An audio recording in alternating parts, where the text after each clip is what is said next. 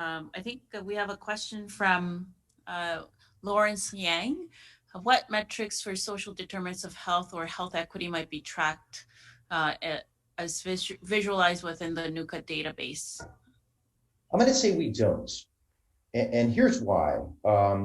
Social determinants are really more about documentation. The problem that you have in a healthcare system is you have a sort of a, I call it a Faustian dilemma, is what do you want your workforce doing?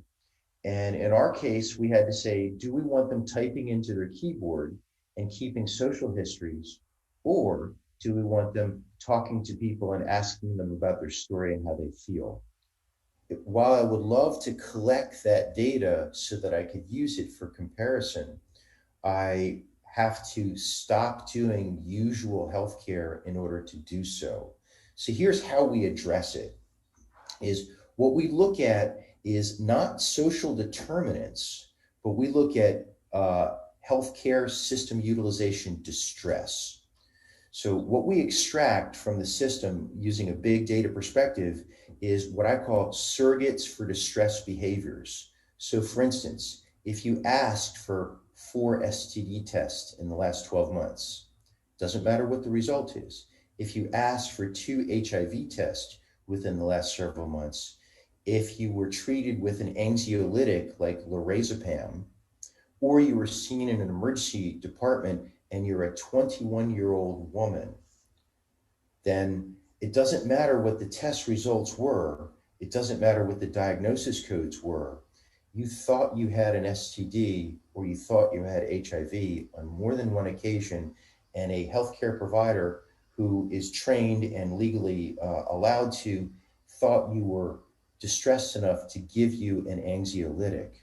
To us, it's more important to find out who is teaching us through their behavior and how can we observe without having to redirect the workforce to do more typing, the people that need our help. Because even if you are not making a lot of money, and even if you're living in a really terrible neighborhood, if you're doing well, we're okay. But let's say conversely, you're Michael Jackson and you live in a fantastic neighborhood and your house is one of the best ones ever. Are you well, or are you really, really under duress? What we're looking for in our workforce is how do we identify duress in order to as quickly and effectively identify and intervene in a way that's helpful to an individual, irrespective of what neighborhood they live in or what address or what sort of job they have. So what we found is distress exists all over the continuum.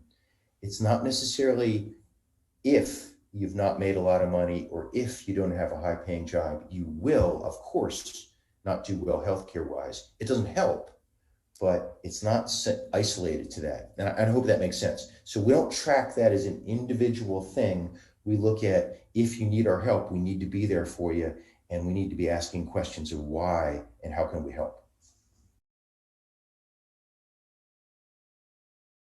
Min, thank you for your presentation. It's PCP, so pay for performance kind of compensation tied to performance.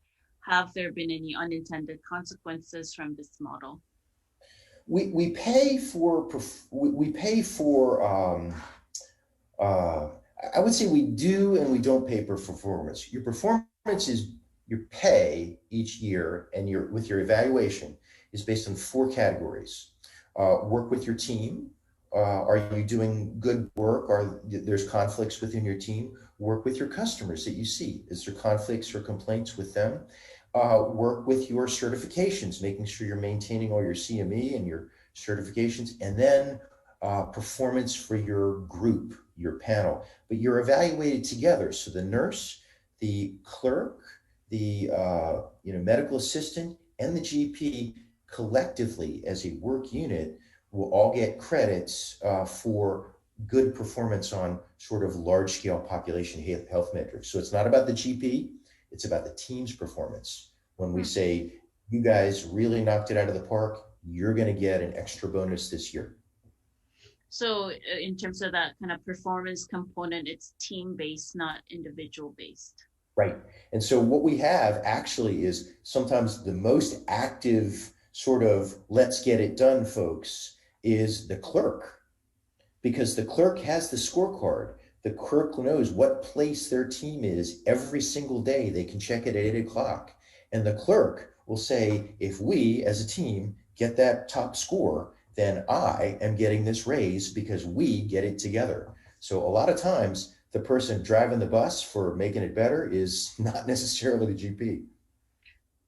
That's quite an interesting way of managing, that and actually incentivizing team-based work, which is critical in health. So that's quite brilliant. Do you see any barriers to this technology being adopted in a public healthcare system, such as in Canada, that's a single payer system? Not at all. And I think what the mistake has been is to say your EHR is your data.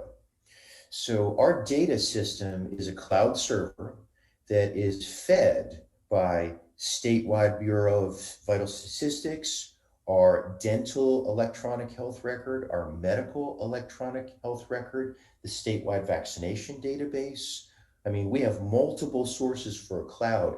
So what we did was we said our work is done transactionally in electronic record in different locations, but our data is in a cloud as a single organization. So your sources can be as many as you want them to be for wherever they need to come from. Your cloud is where you put your Tableau and your displays.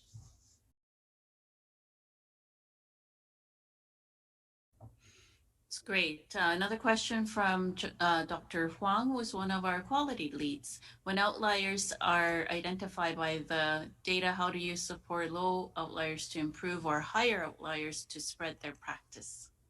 Here's what's really interesting is we learned a lesson early on. This can never be about blame or judgment or penalty. Improvement must be about awareness and the desire to do better.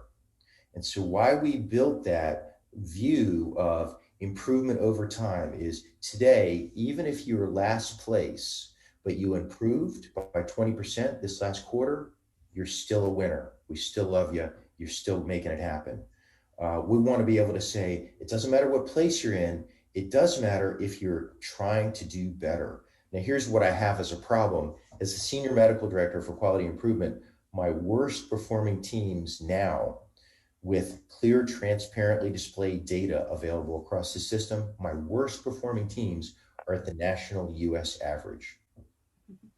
And generally, there's an explainable reason because they've lost a team member or they've accepted a whole new load of new customers.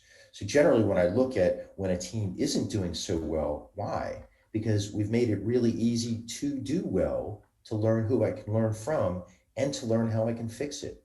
So when it's not right, it's usually because we've had a sick, team member who has been on medical leave for several months, and we just need to say, hey, it's okay. I mean, stuff happens. You'll fall behind. We'll catch up. We'll help you.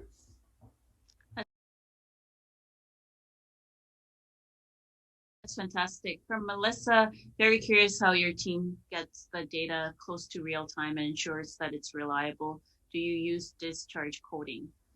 What we do is we try not to pull documentation because documentation varies so widely between authors. So we try to pull from laboratory databases or procedure databases like the mammograms or things like that. So we look at orders and completed orders for a vaccination, a medication, a lab, or a procedure. If I look at documentation, now I've shifted into looking at process. Now how we ensure it's reliable, the score is partly going to determine your team's pay. So we put a link in the Tableau data view field for error reporting. So if you look at your data, which you can every day, it refreshes at 4 a.m. every day for the platform. If you look at it and you find an error, you can report it, and the data team and data steward will be on it to fix it. Now, as a result, it means that we want to say we will hold you responsible for your performance of data. If you find an error, please let us know. We'll fix it straight away. But it also means that we're playing for real money here. You guys need to make it happen, and we'll give you credit when credit is due. But we can. What I've learned is when we do make an error, and sometimes the data system does, we find out in about 2 days.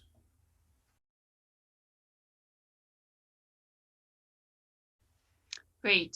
Next question from John again. You use a lot of language tools that demonstrate a high level of QI savviness. How do you train your QI teams?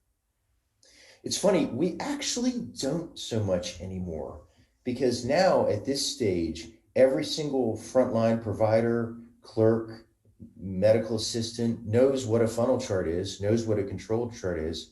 And because essentially we say, you guys can check it every single day. It's how we're going to determine your pay. You would be I was shocked at when you actually hold people accountable and give them the answers to how you're telling them with the methodology. They actually check your work. So we kind of don't have to anymore.